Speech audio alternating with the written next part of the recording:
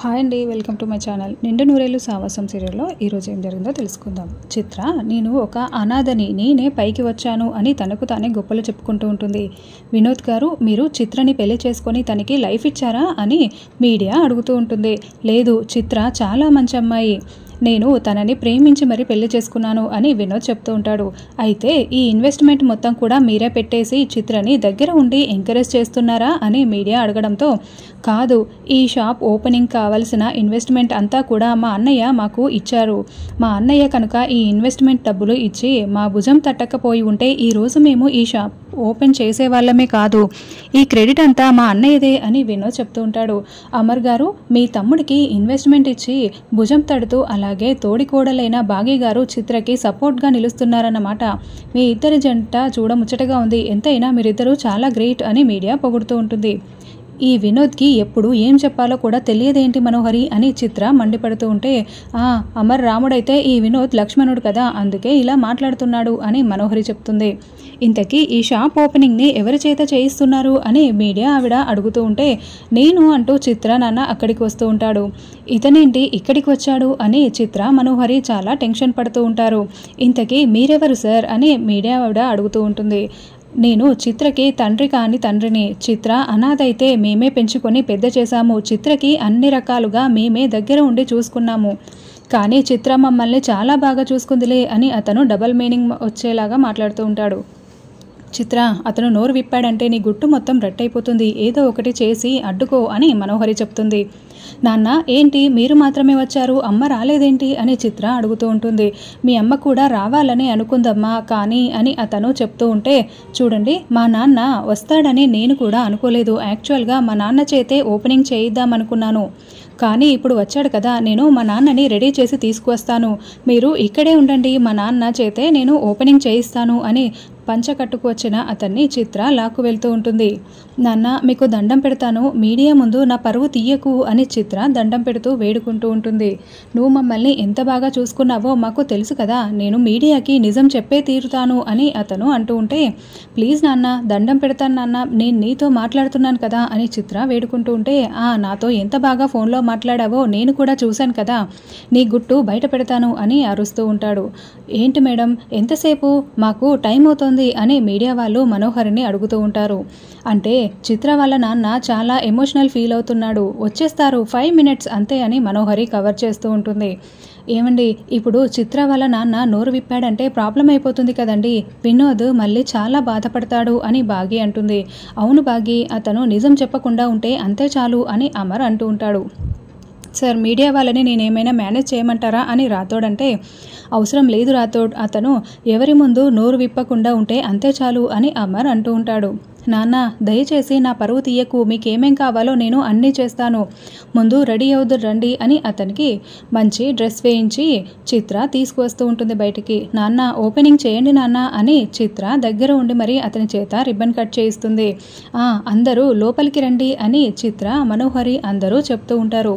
అలా లోపలికి రాగానే చిత్ర మళ్ళీ ఆయన్ని పక్కకు లాక్కు వెళ్ళి, నాన్న, దయచేసి మీరు ఇక్కడి నుండి వెళ్ళిపోండి అని వేడుకుంటూ ఉంటే, లేదు, ఈరోజు నీ గురించి వినోద్కి ఆ మీడియా వాళ్ళకి మొత్తం నిజం చెప్పే వెళ్తాను అని అతను వార్నింగ్ ఇస్తూ ఉంటాడు. చూడు నాన్న, అలా చెప్పడం వల్ల మీకేం వస్తుంది, ఇప్పుడు మీరు నా డబ్బుల కోసమే వచ్చారని నాకు అర్థమవుతోంది, ముందు ఇక్కడి నుండి వెళ్తారా లేదా అని చిత్ర వార్నింగ్ ఇస్తూ ఉంటుంది. చూడు, మేము పాముకి పాలు పోసి పెంచాము, నీ డబ్బులు మాకెందుకు, నువ్వు ఎలాంటి దానివో వినోద్కి అర్థమయ్యేలా చెప్తాము, నీలాంటి వాళ్ళు ఉండాల్సింది ఇక్కడ కాదు, జైల్లో ఉండాలి, నీ వల్ల మేము నష్టపోయింది సరిపోదా, అసలు నువ్వు ఎక్కడ ఉంటే అక్కడ నష్టాలు వస్తూ ఉంటాయి, నువ్వు ఈ కుటుంబాన్ని నాశనం చేయడానికే ఈ కుటుంబంలో అడుగు పెట్టావు, మా కుటుంబంలో వీళ్ళ కుటుంబం మారిపోకూడదనే నేను నిజం చెప్పడానికి వచ్చాను, ఈరోజు నీ గుట్టు మొత్తం కూడా చెప్పి తీరాల్సిందే అని అతను అంటూ ఉంటాడు. చూడు నాన్న, మీ ప్రాణాలే పోతాయి, జాగ్రత్త, మీరు నేను చెప్పింది వినకపోతే ప్రాణాలు తీసేస్తా, జాగ్రత్త అని చిత్ర మరీ వార్నింగ్ ఇస్తూ ఉంటుంది. నా ప్రాణాలు పోయినా పర్వాలేదు, అక్కడ మీ అమ్మ హాస్పిటల్లో ఉంది, నేను ఉంటే ఎంత పోతే ఎంత, ఈరోజు నీ గురించిన నిజం చెప్పే వెళ్తాను అని చిత్ర దండం పెట్టి వేడుకుంటూ వార్నింగ్ ఇస్తున్నా కూడా అతను వినోద్ దగ్గరికి లిఫ్ట్లో బయలుదేరి వెళ్తూ ఉంటాడు. మనోహరి, ఆ ముసలాడు వెళ్తున్నాడు, ఏదో ఒకటి చేసి నన్ను కాపాడు మనోహరి అని మనోహరికి దండం పెడుతూ చేతులు పట్టుకొని చిత్ర వేడుకుంటూ ఉంటుంది. బాగుంది చిత్ర, నువ్వు అందితే జుట్టు అందకపోతే కాళ్ళు. అమ్మర్ డబ్బులు ఇవ్వగానే బీరువాలో పెట్టుకుంటూ నువ్వేం మాట్లాడావో నాకు అర్థం కాలేదనుకున్నావా? అసలు నీకు నేను హెల్ప్ చేయడం ఏంటి? నువ్వు ఎలాంటి దానివో నా అంత బాగా ఇంకెవరికి తెలుసు చెప్పు? నీ ఇష్టం వచ్చినట్లు నువ్వే చేసుకో, నేనైతే ఎటువంటి హెల్ప్ చెయ్యను అని మనోహరి చెప్తూ ఉంటుంది. చెయ్యవా? సరే అయితే నేనే వాడి ప్రాణాలు తీసేస్తాను అని చిత్ర వెళ్తూ ఉంటుంది. ఆగవే ఆగు అంటూ మనోహరి వెనకాలే పరుగు పెడుతూ ఉంటుంది. ఏమండి, ఆయన వెళ్తున్నారండి అని బాగి అనడంతో, అవును, మనం ఏదో ఒకటి చేసి వినోద్కి అతను నిజం చెప్పకుండా అడ్డుకోవాలి, పదండి మనం స్టెప్స్ మీద వెళ్దాము అని అమర్, బాగి, రాథోడ్ స్టెప్స్ పై పరుగులు పెడుతూ ఉంటారు. చిత్ర టెర్రస్ పైకి వెళ్ళి అక్కడ లిఫ్ట్ బటన్ని ఆపేస్తుంది. దాంతో లిఫ్ట్ ఆగిపోవడంతో, అయ్యో ఎవరైనా బయట ఉన్నారా, లిఫ్ట్ ఆగిపోయింది అని లిఫ్ట్లో ఉన్న చిత్ర వాళ్ళ నాన్న అరుస్తూ ఉంటాడు. ఏమండి, లిఫ్ట్ ఆగిపోయిందండి అని బాగి కంగారు పడుతూ ఉంటుంది. అవును, షోరూమ్ అంతా కూడా పవర్ ఉంది, కానీ లిఫ్ట్ ఒక్కటే ఆగిపోయిందంటే చిత్ర పవర్ బటన్ని ఆపేసినట్లు ఉంది. రాథోడ్, నువ్వు పైకి వెళ్ళి ఆ పవర్ బటన్ ఆఫ్లో ఉంటే వెంటనే ఆన్ చేసేసేయి అని అమర్ లిఫ్ట్ డోర్ని ఓపెన్ చేయడానికి ట్రై చేస్తూ ఉంటాడు.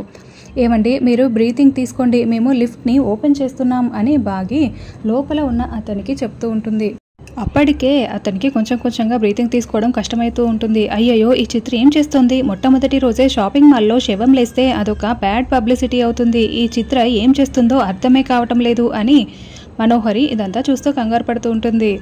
తర్వాత చిత్ర లిఫ్ట్ వైర్ని కట్ చేస్తూ ఉంటుంది. ఆ లిఫ్ట్ వైర్ని కట్ చేస్తే లిఫ్ట్ డమ్మాలని కింద పడి అతను చనిపోవాలన్న ప్లాన్తో ఒక పెద్ద కటింగ్ ప్లేయర్ తీసుకుని ఆ వైర్ని కట్ చేస్తూ ఉంటుంది.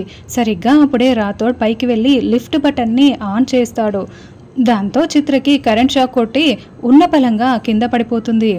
ఏమండి, లిఫ్ట్ పని చేస్తోందండి, పై ఫ్లోర్కి వెళ్తోంది అని బాగి చెప్పడంతో, అయితే పద మనం చిత్ర వాళ్ళ నాన్న దగ్గరికి వెళ్దాము అని అమర్, బాగి మళ్ళీ పరుగులు పెడుతూ మెట్లు ఎక్కుతూ ఉంటారు. చిత్ర కాసేపటికి తేరుకొని, అమ్మో, వినోద్ దగ్గరికి వెళ్ళి నిజం చెప్పేస్తున్నట్లున్నాడు అని మళ్ళీ లేచి పరుగులు పెడుతూ వాళ్ళ నాన్న దగ్గరికి వస్తూ ఉంటుంది. సరిగ్గా అప్పుడే అతను వినోద్ దగ్గరికి వెళ్ళి, బాబు నీతో మాట్లాడాలి అని చెప్తూ ఉంటే అమర్, బాగి, చిత్ర వాళ్ళు పరిగెత్తుకుంటూ అక్కడికి వస్తారు. చెప్పండి అంకుల్, ఏం మాట్లాడాలి అని వినోద్ అడుగుతూ ఉంటే, బాబు నన్ను ఇక్కడికి రమ్మని ఎవరూ కూడా పిలవలేదు, చిత్ర అసలే పిలవలేదు. నా భార్య హాస్పిటల్లో సర్జరీ కోసం ప్రాణాలతో పోరాడుతూ ఉంది అని అతను చెప్తూ ఉంటాడు. బాబాయ్ గారు అని బాగి, చిత్ర అడ్డుకుంటున్నా కూడా అతను ఏమాత్రం వినకుండా చెప్తూ ఉంటాడు. ఏంటి, మిమ్మల్ని చిత్ర పిలవలేదా? ఏంటి చిత్ర, మీ అమ్మ హాస్పిటల్లో ఉంటే నాకు ఒక్క మాట కూడా చెప్పలేదేంటి అని వినోద్ నిలదీస్తూ ఉంటాడు. అంతేకాదు బాబు, చిత్ర గురించి మీకు తెలియని నిజాలన్నీ నేను చెప్పాలి. అసలు చిత్ర ఏం చేసిందంటే అని చెప్తూ ఉంటే, వినోద్ నువ్వు ముందు కిందికి వెళ్ళి గెస్ట్లందరినీ కూడా వాళ్లకు ఏమేం కావాలో చూసుకో, తర్వాత మాట్లాడుకుందాం ఏదైనా ఉంటే అని అమర్ అంటూ ఉంటాడు. అది కాదన్నయ్య, అతనేదో మాట్లాడాలంటున్నారు కదా చిత్ర గురించి అని వినోద్ అంటూ ఉంటే, లేదు అవసరం లేదని చెప్తున్నా కదా అని అమర్ అంటూ ఉంటాడు. బాబు ఇది నీకు చాలా ఉపయోగపడే విషయం, చాలా మంచి విషయం, వినాల్సిందే అని రావు గారు అంటూ ఉంటే, చూడండి రావు గారు, నాకంతా తెలుసు, ఇప్పుడు వినోద్కి మీరేమీ చెప్పాల్సిన అవసరం లేదు. వినోద్ నిన్ను వెళ్ళమని చెప్తున్నా కదా, రాథోడ్ వినోద్ని కిందకి తీసుకువెళ్ళు అని అమర్ చెప్పడంతో రా అంటూ రాథోడ్ వినోద్ని లాక్కు వెళ్తూ ఉంటాడు. అదేంటి బాబు, నేను నిజం చెప్తుంటే ఎందుకు బాబు నువ్వు అడ్డుకుంటున్నావు? అసలు నా భార్య చావు బ్రతుకుల్లో ఉంటే మీ చావు మీరు చావండని ఈ చిత్ర అనింది. అసలు మా ఆస్తంతా కూడా నాశనం చేసింది, మమ్మల్ని రోడ్డు మీదకి వచ్చేలా చేసింది ఈ చిత్ర. మరి ఈ చిత్ర గురించి వినోద్కి చెప్తూ ఉంటే ఎందుకు బాబు అడ్డుకుంటున్నారు అని రావు గారు నిలదీస్తూ ఉంటే, చూడండి రావు గారు, మీరు వినోద్ మంచి కోరుకునేవారైతే ఇక్కడి నుండి వెళ్ళిపోండి అని అమర్ చెప్తూ ఉంటాడు. చిత్ర, మనోహరి ఇదంతా వింటూ ఉంటారు.